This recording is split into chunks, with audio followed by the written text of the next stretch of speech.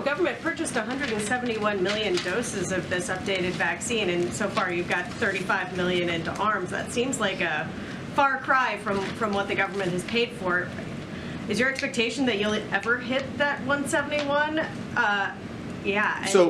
Let's talk about the purchase we made. So first of all, our goal was to make sure we had enough vaccines for everybody. In rural areas, for instance, you end up having to deal with the fact that you might have a vial of 5 doses and are only able to give out 3. So that's always something that we factor in, right? Second is over time, there will be updates. FDA may, and again, I don't want to get ahead of FDA, at some point make a decision that the bivalent vaccine is what you want to use as a primary series. When FDA makes that decision, if they make that decision, we want to make sure we have plenty of vaccines for that. So we have made these purchases thinking across all of the ways in which Americans will need vaccines and have made decisions to make sure there are plenty of vaccines available for Americans wherever they are, in rural areas, in urban areas. And I think that was a really good decision to make sure that there's plenty of access, no matter how our vaccine usage shifts. Dr. Jha, why is a 6-week, why is this necessary? Are the numbers lagging? No, look, we've had very consistent, as I said, about 4 to 5 million shots going in.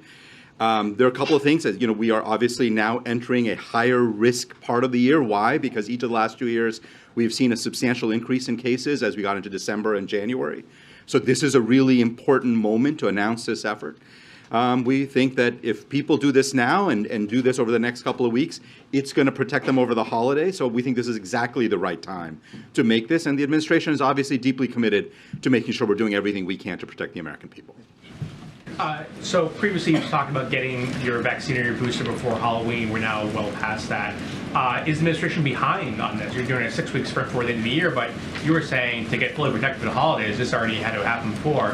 Why wasn't there this sprint, this outreach before, when it really would have had a bigger effect? Well, no, so 2 things. First of all, we have been talking about this, I would say, pretty consistently for a couple of months now. And I was out here talking about people getting it before.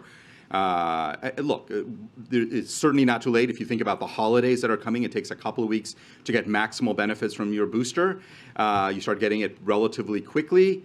People go out and get vaccinated this week. They will have a lot of protection during December, January, February onwards, the time that we socialize the most. So we have been doing a lot to keep vaccines and vaccinations happening. What we're doing now is redoubling that effort and making it very clear that people need to go out and get vaccinated. Does it signal that the country's behind the 8 ball and getting boosted, though? No, I think we've had slow, steady progress. But the bottom line is strong and steady progress. But the bottom line is we need more Americans vaccinated, and the weather's starting to get colder outside, as you can tell. And we know that this virus, in the last 2 years, each of the last 2 years, we've seen substantial increases late December into January.